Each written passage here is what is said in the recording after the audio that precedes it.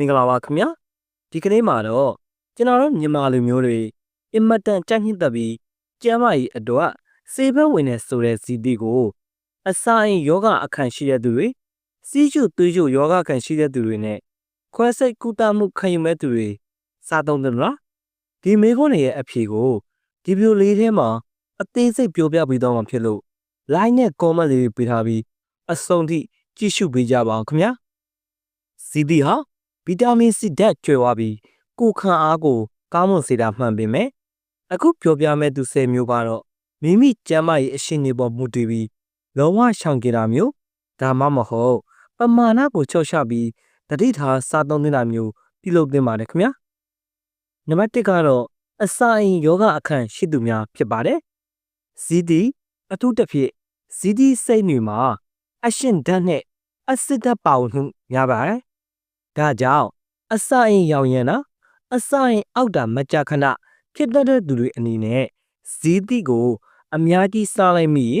ရင်ပူတာနဲ့အဟိုက်အောက်တာတွေကိုခံစားရစေနိုင်လို့စင်ကျင်သင့်ပါတယ်ခင်ဗျာနံပါတ်2ကတော့ရွှတ်တလိပ်ထားနေသူများဖြစ်ပါတယ်ရှင်းလူကြီးတွေရဲ့အဆိုအရဇီတိလိုအရှင်ဓာတ်ကဲတဲ့အသီးတွေမှာရွှတ်တလိပ်ကိုပိုဖြစ်စေတယ်လို့ဆိုပါတယ်ဒါကြောင့်နေမကောင်းဖြစ်ပြီးချောင်းဆိုရင်ကျက်ဖြစ်နေတဲ့အချိန်မှာတော့ခဏလောက်ရှောင်ထားတာအကောင်းဆုံးပါပဲနံပါတ်3ကတော့အစာမစားရသေးတဲ့သူများဖြစ်ပါတယ်မနက်စာမစားရသေးခင်ဒါမှမဟုတ်ဘိုက်ထဲမှာအစာမရှိတဲ့အချိန်ဇီတိစားလိုက်ရင်အဆစ်တက်ကြောင့်အယစ်ပီနာတာမျိုးဖြစ်တတ်ပါတယ်ဒါကြောင့်အစာပြေတစ်ခုခုစားပြီးမှသာ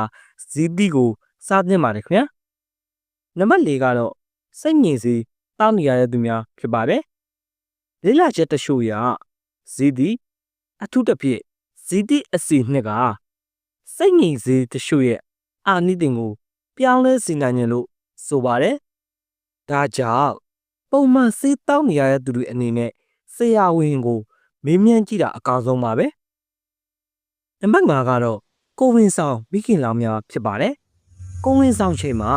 ဇီတိစားခြင်းစိတ်ဖြစ်ပေါ်တတ်ကြပါတယ်နည်းနည်းပပစားတာပြဿနာမရှိပေမဲ့အလွန်အကျော်စားမိရင်တော့ဝမ်းပိုက်မကောင်းတာ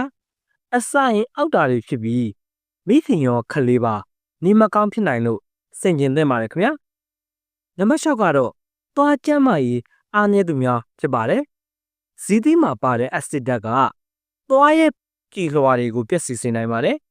သွားကျင်တတ်တဲ့သူတွေသွားပိုးစားနေတဲ့သူတွေကဇီတိအရှင်ကို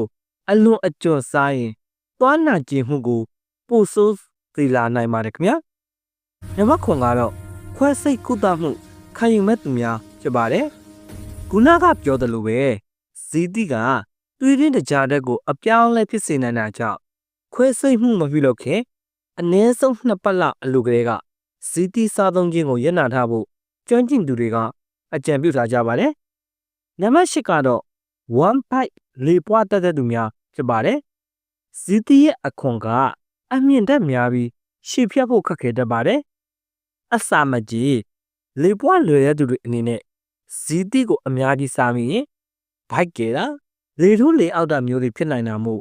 အနည်းငယ်သာစားသင့်ပါတယ်ခင်ဗျာနံပါတ်9ကတော့သွေးတွင်းတကြားတက်ငယ်သူများဖြစ်ပါတယ်ဇီတိဟာသွေးတွင်းတကြားတက်ကိုချော့ချပေးနိုင်တဲ့အာနိသင်ရှိပါတယ်ဒါကြောင့်သွေးပေါင်ကြားလွယ်တဲ့သူတွေတကြားတက်ကြားတဲ့သူတွေအနေနဲ့ဒီစားပြီးရင်ကားမှုတာအားပြတ်တာမျိုးမဖြစ်ရလေအောင်သတိထားသင့်ပါတယ်နောက်ဆုံးနံပါတ်10ကတော့ခလေးငယ်များနဲ့တက်ကြီးရွယ်အိုများဖြစ်ပါတယ်ဒါကတော့ယောဂကြောင့်မဟုတ်ပဲဘေးကင်းရဲ့အတွက်ပါဇီတိအစေကမာကြောပြီးရှုံထက်တဲ့အတွက်ခလေးငယ်တွေနဲ့တက်ကြီးရွယ်အိုတွေစားတဲ့အခါအစေနေတာ